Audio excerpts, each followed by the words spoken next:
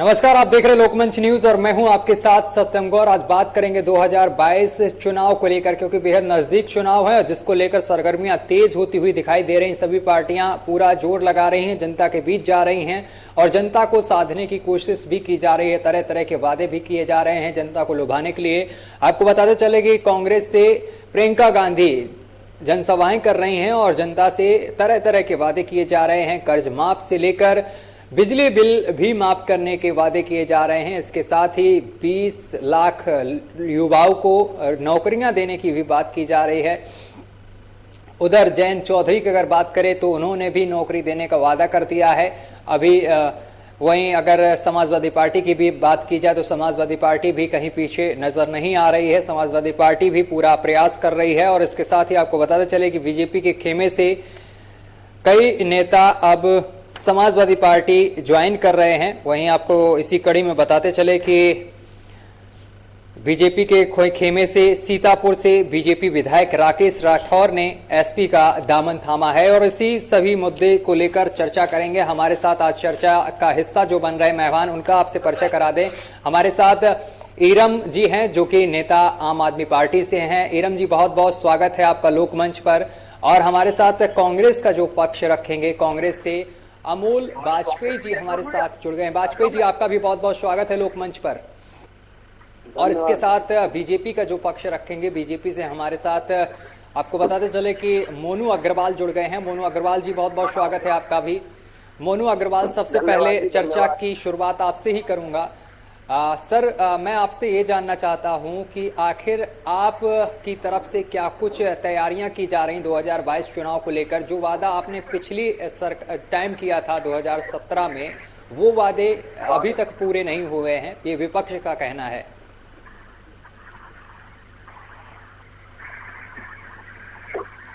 अग्रवाल जी। जी, आवाज पहुंच रही है आप तक? दोबारा प्रश्न करिएगा। मेरा ये कहने का मतलब है कि 2022 का जो चुनाव है, इसको लेकर क्या कुछ रणनीति बनाई जा रही है? देखिए, हमने जो कहा वो काम हमने करके दिखाया। हमने कहा था राम लला हम आएंगे, मंदिर वहीं बनाएंगे। हमने तारीख नहीं बता के मंदिर बनाया। सभी लोगों ने हिंदुत्व का नाम ऊंचा किया।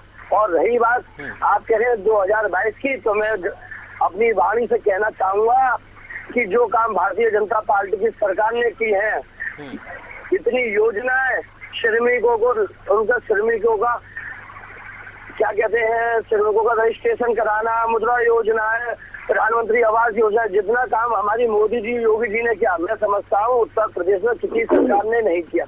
और रही बात मेरी, तो आज भारतीय जनता पार्टी के जो हमारे सामान्य कार्यकर्ता, नीचे स्तर के कार्यकर्ता, सबने अपनी कमर कस ली है। और 2022 में पुनः भारतीय जनता पार्टी की सरकार और योगी जी की सरकार पुनः 2022 में उत्तर प्रदेश में बनने वाली है। इसको कोई नहीं रोक सकता। अग्रवाल साहब, आपको ऐसा नहीं लगता है कि पार्टी मजबूत नहीं है? आपके खेमे से लोग दूसरी पाली में जा रहे हैं, एसपी का कोई दामन थाम रहा है तो कांग्रेस में शामिल हो रहा है। नहीं, ये गलत है। केवल जो देश की राजनीति करते हैं, देश के लिए समर्पित राजनीति करते हैं, वो भारतीय जनता पार्टी के कार्यकर्ता हैं। और जो केवल राजनीति के नाम पे घर और व्यापार चलाते हैं, वो छोड़ के पार्टी को जा रहे हैं। तो ये सीतापुर से जो बीजेपी विधायक राकेश राठौर हैं, बीजेपी विधायक हैं, इन्होंने अभी दामन थामा है सपा का, तो क्या लगता है कमजोर नहीं पार्टी हो रही है? मुझे ऐसा लगता है, मुझे कहने में कोई संकोच नहीं है। मैं राष्ट्रीय स्वयंसेवक संघ का स्वयंसेवक हूँ और मेरी मानसिकता और मेरी विचारधारा राष्ट्रवादी है। शायद माननीय विधायक जी की विचारधारा राष्ट्रवादी नहीं होगी, इसलिए वो भारतीय जनता पार्टी से चले गई। अच्छा, ठीक है। मैं दूसरे गेस्ट पे जाने से पहले आपसे ये भी जानना चाहता हूँ कि जिस तरीके से आप बोल रहे हैं ताल ठोक के यहाँ पर टीवी चैनल में बैठ के कि सरकार ने काम किए हैं, काम जानना चाहता हूँ आखिर कौन से काम किए, थोड़ा मुझे भी बता दीजिए। कौन से काम पूरे हुए? सड़कों का गड्ढा मुक्त सड़क का वादा किया था सरकार ने, पूरा हो गया? सड़कें हो गई सही? मैं मान्यवर जी आपको बता दूं, मैं अलीगढ़ महानगर में एक राष्ट्रीय स्वयंसेवक संघ का प्रथम वर्ष ITC करा हुआ कार्यकर्ता हूँ, स्वयंसेवक। और भारतीय जनता पार्टी का सह संयोजक श्रम प्रकोष्ठ में मुझे दायित्व मिला है। और रही बात अलीगढ़ की, और अलीगढ़ का पूरे प्रदेश की कह रहा हूँ, क्योंकि मैं लखनऊ वगैरह हर जगह घुमा हुआ हूँ। क्योंकि रही बात व्यापार की, मैं नीचे स्तर का एक सामान्य कार्यकर्ता हूँ। मेरे पास कुछ भी नहीं है, ना मकान है रहने को, नहीं कुछ है। और सब भारतीय जनता पार्टी की सरकार में प्रधानमंत्री आवास योजना के तहत मैंने लोगों को मकान दिलवाए हैं। और रही बात, मैं नीचे स्तर का व्यापारी हूँ, जो मैं व्यापार की सिलसिला जानता हूँ। तो जितना काम योगी जी और मोदी जी ने किया है, मैं ज्यादा कुछ नहीं कह के, जितना काम योगी जी और मोदी जी ने कहा है, आज तक कोई प्रदेश की सरकार, ना केंद्र की सरकार कर पाई। मैं आपसे काम जानना चाह रहा हूँ सर, वो आप बताइए ना। ईरम जी आपके पास आ रहे हैं, आप काम बताइए ना, जो मैं काम के सवाल पूछ रहा हूँ आपसे कि कौन से काम कराए हैं आखिर, वो चार बताइए। मैं काम बता तो रहा हूँ मान्यवर जी, मैं काम बता रहा हूँ। प्रधानमंत्री आवास योजना, मुद्रा योजना, गरीब कन्याओं का आवास मिल गए, आवास मिल गए, सभी को आवास मिल गए। राज मजदूर जो नौकरी करते हैं, जो पूरे दिन 500-400 रुपए नहीं कमा पाते, और उनका रजिस्ट्रेशन करके उनको 20,000 रुपए का साल का शुल्क देना, ये प्रधानमंत्री योगी जी, मोदी जी और योगी जी। ठीक है, ईरम जी से जवाब ले लेते। ठीक है, ठीक है, ठीक है। सरकारें ऐसी चल रही हैं, कुछ सरकारें ऐसी चल रही हैं परिवारवाद, केवल परिवार के नाम पे पैसे को खींचना और जनता को बेवकूफ बनाना। योगी जी और मोदी जी ने जनता के बीच जाके जो जनता की परेशानियों को सुना, काम करके दिखाया, अथवा किसी सरकार ने किया। कुछ लोग आते हैं साइकिल पे आते हैं, कुछ लोग साइकिल पे आते हैं, टोपी लगाते हैं, और लोगों को चूतिया बना के केवल अपना परिवार और अपने कार्यकर्ताओं के नाम पे पैसे की ठगी करते हैं। ठीक है, ईरम जी जवाब दीजिए। देखिए, अभी जैसे हमारे बीजेपी की प्रवक्ता जी ने बोला कि रामलला हम आएंगे, मंदिर वही बनाएंगे, तो शायद उन्होंने ये नहीं, मंदिर का घोटाला वो सबने सुना था। रामलला हम आएंगे, चंदा चोरी करके जाएंगे। नहीं, हमने हर परिवार से एक रुपया मांगा है राम मंदिर की ईंट के लिए, क्योंकि उसमें पूरे देश का सहयोग है। रामलला कोई मेरे यहाँ के नहीं है, रामलला पूरे देश के हैं, हमारे भगवान है। ऐसी आपकी कल्पना गलत है, मैं निंदनीय है। नहीं, मोनू जी पहले बात तो सुनिए, उन्होंने कहा क्या। देखिए, मैं क्या कह रही हूँ, ये आस्था है, मैं भी मानती हूँ। मैं प्रभु श्री राम का मंदिर बने, इससे मुझे ऑब्जेक्शन नहीं है, लेकिन क्या ये चंदा चोरी का घोटाला किसने किया? घोटाला किसने किया? हमने तो रामलला जी का राज में हुआ है। सुनिए, देखिए, बात सुना भी करिए आप लोग। देखिए, ये बीजेपी के राज में हुआ है, ठीक है, और इस चीज से आप इनकार नहीं कर सकते हैं कि चंदा चोरी हुई है कि नहीं हुई है। अगर किसी ने लिख के, हमारी कानपुर की टीम ने लिख के लिखा दिया चंदा चोरों से सावधान, बीजेपी के लोग फाड़ने लगे। भाई, इसमें किसी का नाम तो लिखा नहीं गया है, तो आप फाड़ क्यों रहे हो? कि नहीं, ये हमको कहा जा रहा है। ठीक है, चंदा चोरों से सावधान ये कोई बड़ी चीज नहीं है, मतलब चंदा चोरों से सावधान में आप फाड़ने लगे, तो ये क्या है? हमें मंदिर का ऑब्जेक्शन नहीं है, हम खुद चाहते हैं प्रभु श्री राम है वो सब। पहले तो मैं आपको बता दूं, हमारी विचारधारा राष्ट्रीय स्वयंसेवक संघ भारत माता के चरणों में हम लोग समर्पित होने वाला काम करते हैं। ये देश विरोधी वाली बातें आप जो कर रही हैं, ये काम हम नहीं करते हैं। हम देश के समर्पित स्वयंसेवक हैं। अरे कहाँ ले जाने का मोनू जी, कहाँ वो देश विरोधी वाली बात करी? पहले बात तो सुनिए, आप जवाब ही नहीं दे पा रहे हैं। देखिए, आपकी एक बात जो है ना, आप बहुत जल्दी जज्बाती हो जाते हैं, बहुत जल्दी आप लोगों को देशद्रोह कह देते हैं, और आप अपने उससे जो है तिरंगा न फैलाया, आपने 52 साल तक तिरंगा न फहरा के, और हमें देशद्रोही कहते हैं। आपको हम बता दें, आपकी विचारधारा को बता रहा हूँ देशद्रोही, आपको नहीं बताया मैंने देशद्रोही। मेरी विचारधारा, आपकी विचारधारा देश के लिए नहीं है। बता सकते हैं चंदा चोरी आपकी करना क्या आप पे क्या सबूत है चंदा चोरी हुआ? सवाल कर रही हूँ, उस सवाल का जवाब दीजिए मुझे। अगर चंदा चोरी आप पे क्या सबूत है? जो हमारे संघ राष्ट्रीय स्वयंसेवक संघ के प्रचारक, जिनने भारत माता के चरणों में समर्पित कर दिया, भारत माता को वैभव की ओर ले जाने का काम किया, आप ये कह रही हैं उन लोगों ने संघर्ष किया? जो व्यक्ति घर में जाके रोटी खाते हैं, जिनका घर बार छोड़ के भारत माता के चरणों में समर्पित है, आप उन लोगों के लिए कह रही हैं? आप एक नेता हो के, बीजेपी के नेता हो के, आपके पास आवाज नहीं है, ये आपने टीवी चैनल पे कहा है, आपने खुद इस चीज को स्वीकार किया है। देशद्रोही मैं अगर जनता के लिए आवाज उठाऊं और जनता के लिए ये कहूं कि उनके पास आवाज नहीं है, उनके पास रोजगार नहीं है, उनको फ्री बिजली मुहैया कराना है, ठीक है, हमारे साथ कांग्रेस के प्रवक्ता भी जुड़े हुए हैं, उनसे सवाल ले लेते हैं। एक मिनट, अमोल जी, ठीक है, अमोल वाजपेयी जी जुड़े हुए हैं, एक सेकेंड, वापस आते हैं। मोनू अग्रवाल जी वापस आते हैं। संघ के बड़े बड़े प्रचारकों ने, ठीक है, देश के भारत माता के चरणों में समर्पित, ठीक है मोनू अग्रवाल जी, किसी और को भी मौका दीजिए। जिनने अपना घर कारोबार छोड़ के, मोनू अग्रवाल जी, छोड़ के केवल भारत माता अग्रवाल साहब, ले जाने का काम किया, आप उनसे कह रही हैं? मैंने किसी का नाम नहीं लिया, मैंने सिर्फ चंदा चोरी की बात कही। वो आपने तो बीजेपी के ऊपर लगा दिया ना कि बीजेपी वालों ने चंदा चोरी किया है। सरकार तो साहब आपकी है, सरकार तो साहब आपकी है। ठीक है, अमोल वाजपेयी जी, आवाज पहुंच रही है आप तक? जनता के लिए आपकी आवाज नहीं आ रही, लोग शांत कराइए। ठीक है, अब आ रही है आपकी आवाज, मिल रही मुझे?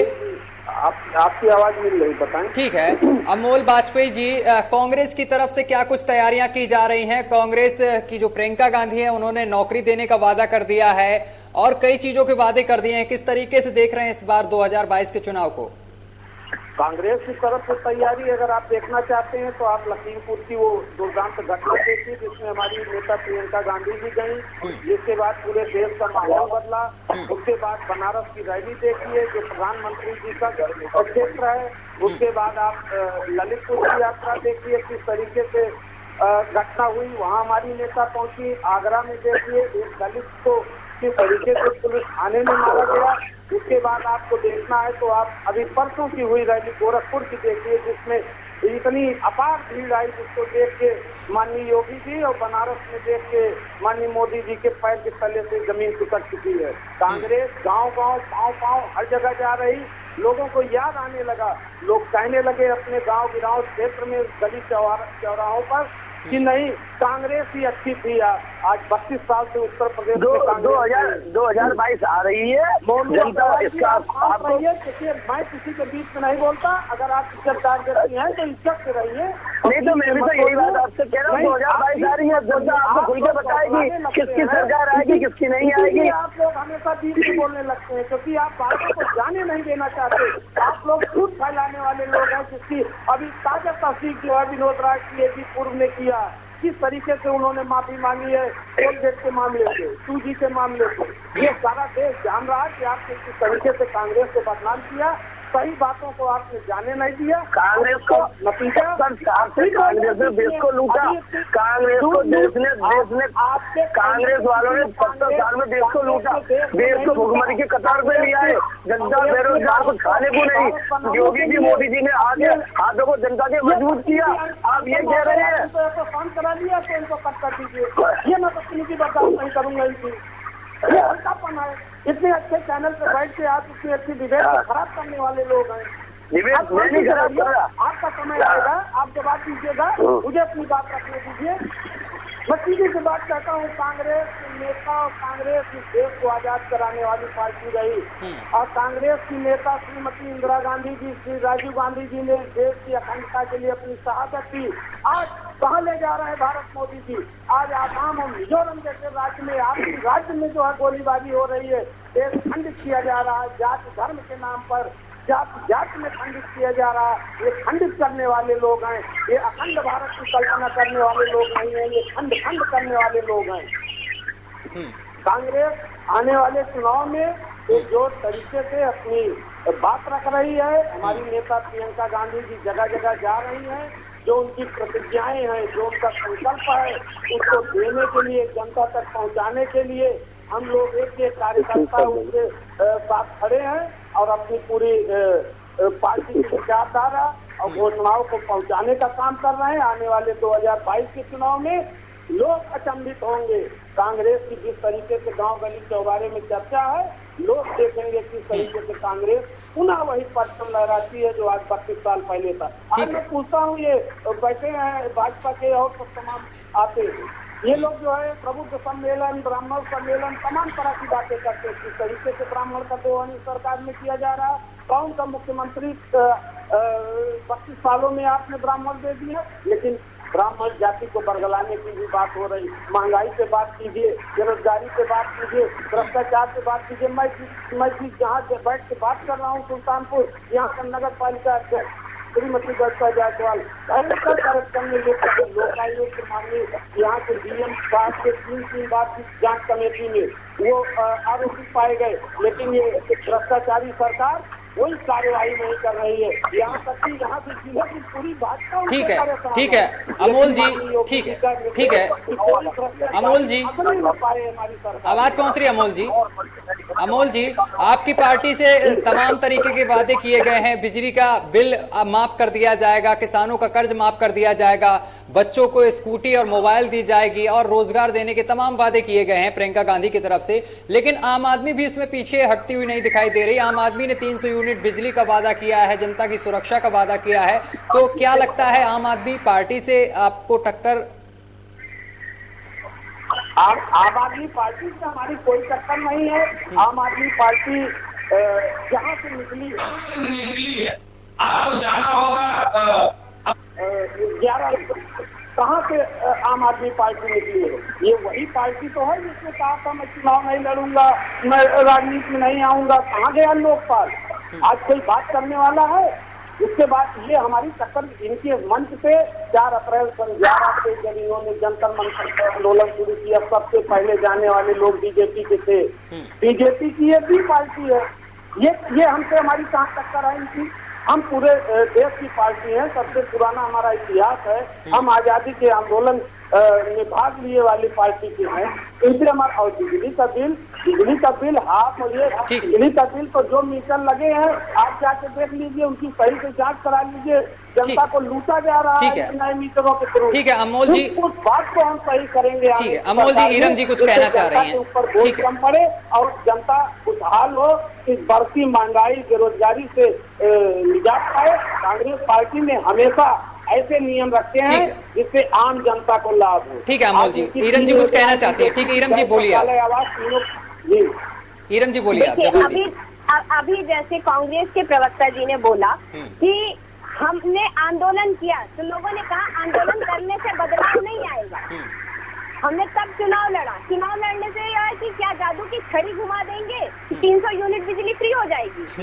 हमने दिल्ली में करके दिखाया, इस बदलाव को हमने दिल्ली में किया और अब हम यूपी में करेंगे। दिल्ली में हम 300 यूनिट 200 यूनिट बिजली फ्री दे रहे हैं और लगातार 3 बार से दिल्ली जीती भी है। बिल्कुल। और दिल्ली का बजट फायदे में है, नुकसान में नहीं। जहाँ तक बात कांग्रेस कहती है कि हम देंगे, आज आपको स्कूटी दिखाई दे रही है, आज आपको नौकरियां दिखाई दे रही हैं। क्या इससे पहले आप भी तो सत्ता उसका भोग चुके हैं ना? आपकी भी तो सत्ता रही, लेकिन जो जनता थी वही पर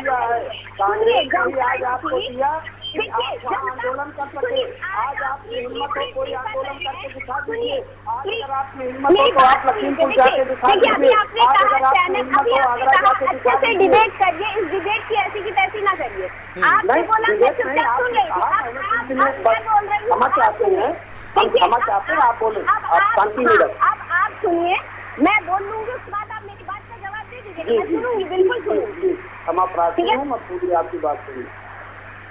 आपने कहा मैं चुपचाप सुन रही थी। अब आप सुनिए, हमने दिल्ली में 3 बार से दिल्ली जीता, दिल्ली जीत के दिखा दिया, दिल्ली का बजट भी दिखा दिया, कुछ छिपा नहीं है। आज से पहले ये बताइए कि जो विधायक है, जो सांसद है, जो मंत्री है, उसके यहाँ अगर फ्री बिजली आए तो वो कर सकता है, यूज कर सकता है। लेकिन अगर जनता के टैक्स के पैसे जनता पर दिए जाए, उनको फ्री चीजें मुहैया की जाए, तो ये अपराध कैसे हो सकता है? भाई कांग्रेस भी तो रही, कांग्रेस ने भी शासन किया, बीजेपी ने भी किया, सबने किया। आज समाजवादी पार्टी कह रही है हम भी 300 यूनिट बिजली देंगे। भाई आज से पहले या उनकी सत्ता नहीं रही तब उन्हें 300 यूनिट बिजली ना नजर आई, आज उन्हें 300 यूनिट बिजली नजर आ रही है। आज हमारी प्रियंका गांधी जी को भी चीजें नजर आ रही है उत्तर प्रदेश में कि हम स्कूटी दे देंगे, हम मोबाइल दे देंगे। ये देखिए बहकावे वाली चीजें ना दीजिए। हमें अच्छा स्कूल चाहिए, हमें अच्छा अस्पताल चाहिए, हमको सुरक्षा चाहिए। आप महिला हैं, आपके लिए तो खुशखबरी हमारी नेता प्रियंका गांधी जी ने आप जैसी ही तेज तर्रार महिलाओं के लिए 40% विधानसभा में जाने के लिए आरक्षण की बात की है कि कम से कम आज तेज तर्रार महिलाएं जो मौका नहीं पाती, अवसर नहीं पाती, वो वहाँ तक पहुँचे। आपको तो स्वागत करना चाहिए हमारी पार्टी के प्रतिज्ञाओं पर। और वो सारी प्रतिज्ञाएं प्रियंका जी की प्रतिज्ञाएं हैं, कांग्रेस पार्टी की प्रतिज्ञा है। देखिए रिजर्वेशन की आप बात कर रहे हैं, आम आदमी पार्टी उसका समर्थन करती है, वो लेके आए, आम आदमी जी, पार्टी बहुत उसका बहुत समर्थन धन्यवाद। करेगी। बहुत बहुत धन्यवाद। मैं आपको सादर नमन करता हूँ। आपने हमारी नेता की बात को माना और उससे विश्वास किया। यही हमारे मेरे सांसद माननीय संजय सिंह जी ने भी कहा कि आप सदन में लेके आइए, हम उस बिल का समर्थन करेंगे। भाई चलिए। तब से ये चीजें चल रही रिजर्वेशन चलिए, ठीक है। लेकिन मिलता कब है? ठीक है, ठीक है। अग्रवाल साहब जवाब दीजिए जल्दी से, समय की कमी है। ठीक है सर, वापस आते हैं। अग्रवाल साहब जवाब दीजिए। 18 साल के युवाओं को वोट का अधिकार दिया। अग्रवाल साहब आवाज पहुंच रही है आप तक? कहा उसको किया। मोनू अग्रवाल जी आवाज पहुंच रही है आप तक? हाँ हाँ, आवाज आ रही है सर, हाँ बताइए। सर, जवाब दीजिए आप। क्या जवाब, मतलब क्या प्रश्न किया है सर ने? मैं सुना नहीं था, थोड़ा मेरा साथ ऐसे चल रहा है सर्दी के मारे। जवाब दीजिए, डीजल पेट्रोल की बढ़ती महंगाई, जवाब दीजिए एनपीके पोटास इनकी सबकी बढ़ती हुई कीमतें, जवाब दीजिए किस तरीके से किसानों के 5 हार्स पावर का बिल बढ़ा हुआ है, किस तरीके से बिजली का बिल बढ़ा हुआ है। सब चीजों जवाब दीजिए, क्योंकि आप सत्ता में हैं। देखिए जवाब देना नैतिक अधिकार बनता है। आप इधर नहीं, मैं जवाब देने के लिए तैयार हूँ, जवाब देने के लिए मैं तैयार हूँ। जो हमने कहा योगी जी ने कहा किसानों को मुआवजा मिलेगा, किसानों की जो समस्या उनको समाधान करने के लिए योगी जी ने कहा। जेल में तक डाला गया, उससे आपको जवाब नहीं, अब आप नहीं, वो किसान जो इस तरह की घटना कर रहे थे वो किसान नहीं थे, वो किसान विचारधारा के नहीं थे। कुछ लोग कुचला के उनसे ये कारनामे करा रहे थे। कर रही है। नहीं, जनता ट्राई नहीं कर रही। पहले तो आय घट गई जो काम हमारी चलिए सर, समय की कमी है सर, बहुत बहुत धन्यवाद आप तीनों का। समय की कमी है इसलिए माफी चाहता हूँ आप तीनों का। बहुत बहुत धन्यवाद तमाम बातचीत करने के लिए और चर्चा का हिस्सा बनने के लिए। तो आपको बताते चले कि 2022 का चुनाव बेहद नजदीक है, जिसको लेकर सभी पार्टियां जनता के बीच जा रही हैं। तरह तरह के वादे किए जा रहे हैं। बिजली बिल माफ का वादा, 300 यूनिट बिजली फ्री देने का वादा, इसके साथ किसानों का कर्ज माफ करने का वादा और बच्चों को लैपटॉप देने के वादे भी किए जा रहे हैं। क्योंकि चुनाव से पहले ऐसे वादे कई बार हमने देखे हैं और आपने भी देखे हैं, और इस बार भी इसी तरीके से वादे हो रहे हैं। लेकिन देखना यह होगा कि 2022 का जो चुनाव है उसको लेकर कौन विजयी होता है। फिलहाल मेरे साथ अभी के लिए बस इतना ही। देश दुनिया की तमाम खबरें देखने के लिए देखते रहिए आपका अपना चैनल लोकमंच न्यूज।